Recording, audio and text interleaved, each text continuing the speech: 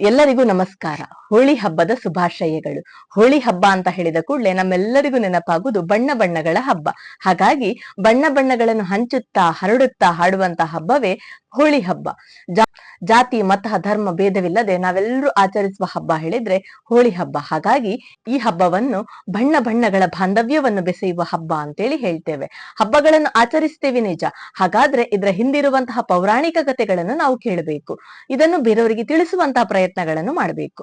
ಪುರಾಣದಲ್ಲಿ ಹಿರಣ್ಯಕಶಿಪುವಿನ ತಂಗಿಯಾಗಿರುವಂತಹ ಪುಲಕಾದೇವಿಯು ಬ್ರಹ್ಮನಿಂದ ಒಂದು ವರವನ್ನು ಪಡೆದಿರ್ತಾಳೆ. ನನಗೆ ಬೆಂಕಿ ತಾಗಿದಾಗ ನಾನು ಅದರಲ್ಲಿ ಆಹುತಿ ಆಗ್ಬಾರ್ದು ಅಂತ.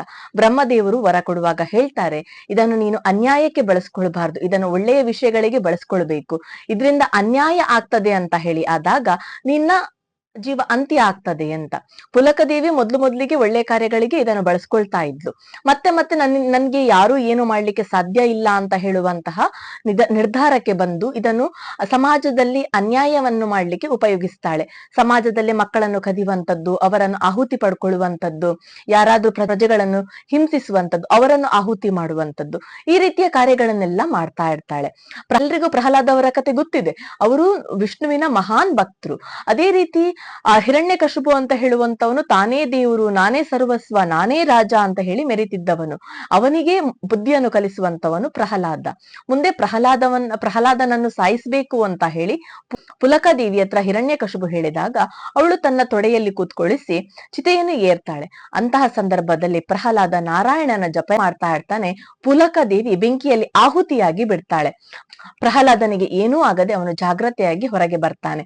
ಪುಲಕಾದೇವಿ ಭಸ್ಮವಾಗಿ ಆ ಭಸ್ಮಗಳು ಅಲ್ಲಿಯ ಬೆಂಕಿಯ ಕಿಡಿಗಳು ಭಸ್ಮಗಳು ಬಣ್ಣ ಬಣ್ಣಗಳ ಆಗ್ತದೆ. ಅಲ್ಲಿಯ ಪ್ರಜೆಗಳು ಬಹಳ ಖುಷಿಯಿಂದ ಆ ಬಣ್ಣಗಳಲ್ಲಿ ಆಟವನ್ನ ಆಡ್ತಾರೆ.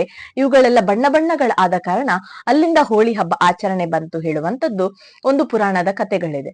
ಕೆಲವು ಕಡೆ ನಮ್ಮ ಮನೆಯಲ್ಲಿರುವಂತಹ ಹಳೆಯ ಬಟ್ಟೆಗಳು ಅಥವಾ ಬಿಡದೇ ಇರುವಂತಹ ವಸ್ತುಗಳನ್ನು ಬೆಂಕಿ ಹಾಕಿ ಹೋಳಿ ಹಬ್ಬವನ್ನು ಆಚರಣೆ ಮಾಡ್ತಾರೆ. ಬೇರೆ ಬೇರೆ ಗ್ರಾಮಗಳಲ್ಲಿ ಒಂದೊಂದು ರೀತಿಯ ಆಚರಣೆಗಳಿವೆ.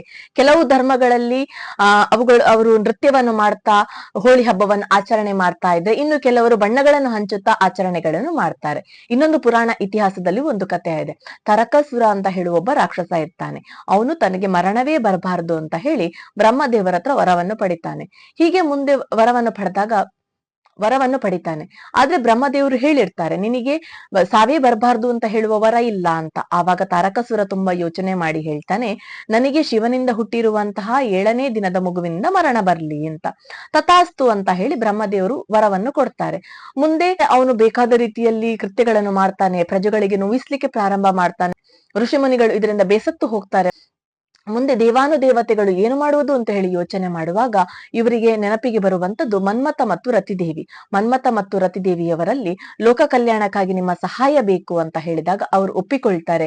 ಅವರು ಕಾಮ ಬಾಣವನ್ನು ಭೋಗದ ಸ್ಥಿತಿಯಲ್ಲಿರುವಂತಹ ಶಿವನ ಮೇಲೆ ಪ್ರಯೋಗ ಮಾಡ್ತಾರೆ.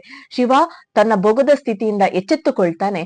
ಎಚ್ಚೆತ್ತುಕೊಂಡು ತನ್ನ 3ನೇ ಕಣ್ಣನ್ನು ಬಿಡ್ತಾನೆ. 3ನೇ ಕಣ್ಣನ್ನು ಬಿಟ್ಟ ಪರಿಣಾಮವಾಗಿ ಮನ್ಮಥ ಸುಟ್ಟು ಭಸ್ಮವಾಗ್ತಾನೆ. ರತಿದೇವಿಯು ತನ್ನ ಗಂಡನಿಗಾಗಿ ಶಿವನಲ್ಲಿ ಪತಿಭಿಕ್ಷೆಯನ್ನು ಬೇಡ್ತಾಳೆ.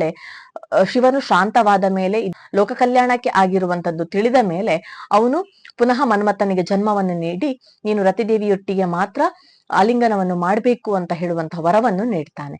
ಮುಂದೆ ಅವರಿಂದ ಲೋಕ ಕಲ್ಯಾಣ ಆಗ್ತದೆ. ಶಿವ ಮತ್ತು ಪಾರ್ವತಿಯ ಮಗನಿಂದ ತಾರಕಾಸುರನ ಅಂತ್ಯ ಆಗ್ತದೆ. ಇದೊಂದು ರೀತಿಯ ಕತೆ.